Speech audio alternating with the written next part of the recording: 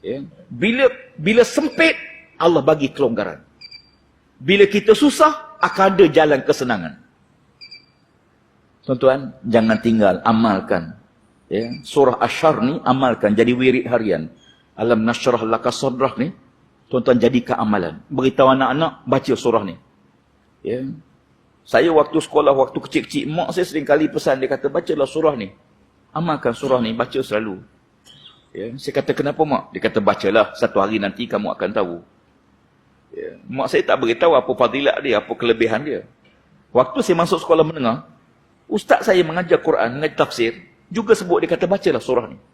Nanti satu hari kamu akan tahu hikmah dia. Kenapa? Apa besar fadilat dia?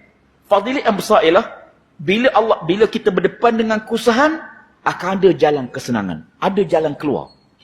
Ya, hidup kita ni, kita ada masa-masa kita susah. Ya, jadikan amalan. Ya, di samping dia untuk menerang hati, ya, di samping dia menguatkan ingatan, yang besar sekali ialah Allah Ta'ala akan beri jalan keluar kepada permasalahan yang kita ada. Ada jalan keluar, jangan bimbang. Ya.